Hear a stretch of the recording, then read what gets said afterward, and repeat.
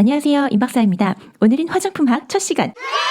제가 늘 드리는 말씀, 화장품은 피부의 기능을 돕는 역할을 한다. 기억나시죠? 각질 제거제, 스킨, 에센스, 로션, 크림, 자외선 차단제, 피부의 각화주기, 피부의 수분과 유분, 그리고 자외선으로부터 피부를 보호하는 멜라닌의 기능까지 화장품은 피부의 생리와 그 맥락을 같이 합니다. 기초 화장품만 그럴 것 같겠지만 미용의 역사를 살펴보면 하얀 피부를 위해 얼굴에 나쁜을 바르고 혈색이 잘 감도는 얼굴을 연출하기 위해 볼렌즈를 바르거나 입술을 빨갛게 하는 등 다양한 시도가 있었다는 것을 본다면 화장품은 피부와 절대적으로 상관이 있는 아이템이라고 볼 수 있겠죠. 화장품 어떻게 정의할 것인가? 여러분들 교재에 화장품에 대한 정의가 좀 길게 정의되어 있을 거예요. 그 전에 이것을 먼저 살펴봅시다. 예를 들어 설명해 볼게요. 우리 피부에 기미가 뿅 생겼습니다. 병원에 갔어요. 연고를 처방해 주십니다. 몇 번 바르다 보니 효과가 좋아서 더 사용해 보고 싶은데 약국에서 바로 구매할 수 있지 않을까? 하여 방문을 했죠. 그런데 안 된다네요. 알고 보니 이 연고는 병원에서만 처방이 가능한 전문 의약품이었어요. 그래서 실망을 하고 있는 여러분께 약사분이 기미크림으로 유명한 제품을 추천해 주십니다. 처방받은 연고처럼 강하지는 않지만 어느 정도 효과는 있을 것이란 말씀에 구매를 하게 되죠. 그런데 이것은 화장품 가게에서는 구매할 수 없다고 하시네요. 일반 의약품이래요.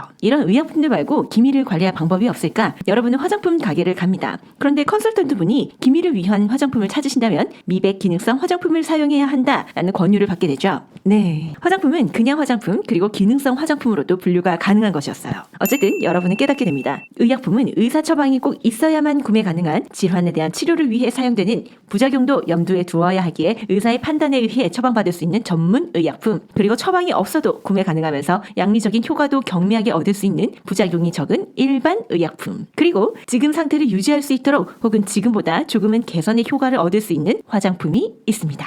의약 외품이요. 일반 의약품, 의약 외품 이렇게 헷갈려 하시는 분들이 계셔서요. 의약 외품은 명확하게 알려드릴게요. 의약 외품이라고 하는 것은 법령을 살펴보면 사람이나 동물의 질병을 치료, 경감, 처치 또는 예방할 목적으로 사용되는 섬유, 고무 제품 또는 이와 유사한 것, 인체에 대한 작용이 약하거나 인체에 직접 작용하지 아니하며 기구 또는 기계가 아닌 것과 이와 유사한 것, 감염병 예방을 위하여 살균, 살충 및 이와 유사한 용도로 사용되는 제재, 그래서 생리대, 마스크, 안대, 붕대, 거즈, 탈지면 반창고, 이러한 것들을 의약 외품이라고 합니다. 의약품과 의약 외품, 전문 의약품과 일반 의약품, 이러한 것들을 구분할 수 있는 것은 중요한데요. 그렇다면 가장 중요한 화장품이라는 것은 무엇일까요? 이 의약품들보다 어떠한 면에서는 보편적인 안전성이 보장되고 따라서 부작용도 없으면서 누구의 처방이나 지도 없이 소비자가 비교적 쉽게 습득한 정보들로 자신에게 맞는 것을 자유롭게 선택 혹은 구매를 할 수 있는 것이죠. 하지만 그만큼 효과는 크지 않기 때문에 기존의 피부 상태를 보완한다거나 현재 건강한 상태를 유지할 수 있다거나 혹은 여드름 등과 같은 현재의 불편감의 진행을 조금 지연시킨다거나 앞으로 다가오게 될 노화의 측면들을 다소 예방할 수 있다거나 그러한 의미를 가지는 품목이 되겠죠. 그런데 이렇게만 생각하면 명확한 개념이 들어오지 않습니다. 화장품류는 그 제품군이 매우 광범위합니다. 샤워를 할 때 쓰는 제품들, 면도를 할 때 쓰는 제품들,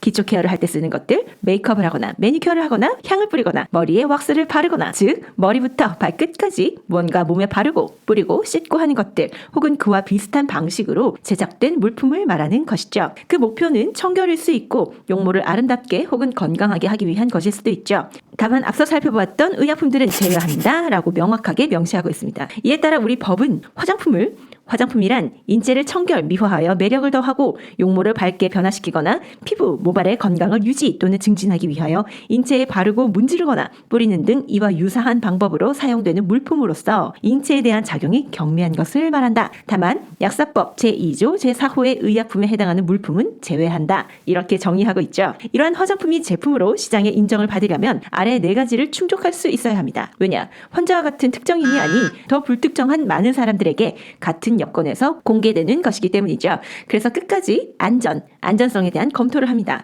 이 제품을 발랐을 때 안전해야 한다는 것이죠. 화장품 4대 요건 첫 번째, 안전성. 독성이 없어야 하고 알러지를 일으키지 않도록 해야 하며 자극이 적어야 합니다. 그래서 같은 살리실산이라도 병원에서 사용되는 의약품의 농도와 화장품에 적용되는 농도에는 차이가 있죠. 두 번째, 안정적이어야 합니다. 피부가요? 아니요. 화장품이요. 스테이블한 상태를 유지해야 해요. 우선 유통기한의 경우 제품마다 다를 텐데 여러분들 화장품을 보시면 이러한 마크를 많이 보실 수 있습니다. 제품을 개봉하고 6개월 안으로 사용을 해야만 제품의 품질이 보장된다는 의미이죠. 화장품이 개봉되고 관리되는 환경에 따라 다를 수 있겠으나 관리를 잘 하셨다 하여 6개월을 더 넘어가도 된다? 그 개념은 아니며 굉장히 지저분하게 사용했음에도 6개월을 보장한다? 그 또한 답하기는 어렵겠죠. 일반적인 환경에서 예를 들면 권장 보관 온도를 준수하고 그리고 사용 시에만 열고 닫고 위생적인 손, 도구를 사용하는 그러한 경우를 의미할 것입니다. 이러한 일반적인 경우에 우리는 제시된 유통기한 내에서 변질되지 않는 미생물의 오염이 없고 색이 변한다거나 향이 변하거나 하지 않는 제품을 안심하고 사용할 수 있는 것입니다. 늘 안정적인 상태로 품질이 유지되어야 피부에 안전한 제품이라고 볼 수 있다는 의미겠죠. 세 번째, 사용성이 좋아야 합니다. 이건 좀 감성공학의 영역으로 보시면 좋겠어요.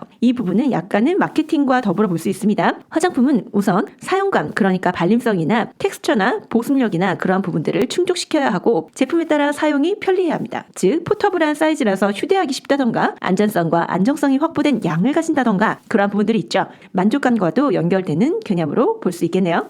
네 번째, 유효성. 여러분들 교재 중엔 유용성으로 기록된 부분도 있으실 텐데요. 같은 내용으로 봐주시면 됩니다. 화장품은 적절한 보습, 자외선 차단이나 미백 혹은 세정이나 색채 효과 등이 있어야 한다라는 내용을 가집니다. 그래서 우리는 미백 제품을 아무리 발라도 큰 변화를 느끼지 못했을 때 이런 말들을 하죠. 몇 통을 발랐는데 효과가 1도 없어. 유효성, 매우 중요한 요건입니다. 자, 화장품의 정의와 의약품, 의약외품과 구분되는 범위, 화장품의 4대 요건에 대해 살펴보았는데요. 우선 시험에는 이 4가지의 개념을 잘 이해하고 있는지 혹은 이 개념을 알고는 있는지 부분으로 질문이 나오겠죠. 다만 조금 챙겨보실 부분은 안전성과 안정성 각 개념을 제대로 이해하고 있는지도 한 번은 정리를 해보시길 바랍니다. 수많은 화장품 어떻게 종류가 나뉠까요? 일반, 기능성, 천연, 유기농, 맞춤형 화장품 등으로 나뉩니다. 기능성 화장품, 이미 미백 관련된 강의에서 기능성 화장품에 대해 살펴보았는데요. 다시 알려드릴게요. 기능성 화장품은 기능을 가지고 있다. 어떠한 것에 대해서 이렇게 염두에 두시고 내용을 익혀보면 쉽습니다. 어떠한 것일까요? 미백, 주름 개선, 자외선으로부터 피부를 보호, 미백 및 주름 개선, 모발 색상 변화, 채모 제거, 여드름 피부 완화, 탈모 증상 완화가 있습니다. 여기에 공통된 표현이 있는데요. 바로 도움을 주는 입니다. 네, 그러니까 치료나 이런 개념이 결코 아니고 화장품은 도움을 주는 그러한 범위인 것이죠. 이 기능성 화장품이 되려면 미백이면 미백, 주름이면 주름, 그에 대한 성분들이 식약처에서 인정한 그리고 고시한 것들만 가능한데요. 어떻게 인정을 하느냐? 예를 들면 지금까지 강의 중간중간에 미백과 여드름 기능성 화장품에 대해서 조금씩 알려드렸으니 주름 개선 기능성 화장품을 볼게요. 이 주름 개선 기능성 화장품은 대표적인 인증 성분으로 레티놀이 있는데요. 이 레티놀 그리고 레티놀을 고분자 물질로 안정화시킨 것 혹은 그 혼합물을 안정적으로 사용하거나 제조를 용이하게 하기 위해 뭔가 희석하거나 안정제를 넣거나 그러한 원료들을 의미하는데요. 단 이때 원료 속 레티놀의 함량은 90% 이상이어야 한다는 기준을 제시하고 있고 pH의 범위라던가 정량법이라던가 이러한 것들을 가이드로 주고 있습니다. 이 제시된 가이드를 충실하게 따른 결과물만이 주름 개선 기능성 화장품이 될 수 있는 것이죠. 그래서 화장품을 판매할 때 만약에 판매하시는 분이 고객님 이거 주름 개선 기능이 있어요. 그래서 제가 사용을 해보니 주름이 확실히 사라지더라고요. 이러한 표현들은 적어도 이 화장품이 주름 개선 기능성을 획득한 제품일 경우에 가능하죠. 그리고 나아가 주름이 확실히 사라지더라고요. 이러한 표현은 법에서 제시하는 도움의 범위를 좀 넘어설 수 있는 표현 방식이기 때문에 조심하셔야 합니다. 소비자도 마찬가지죠. 맞춤형 화장품은 제조나 수입된 화장품의 내용물에 다른 화장품의 내용물이나 지정된 원료를 추가하는 거예요. 그래서 혼합한 화장품을 의미하죠. 이해되셨죠?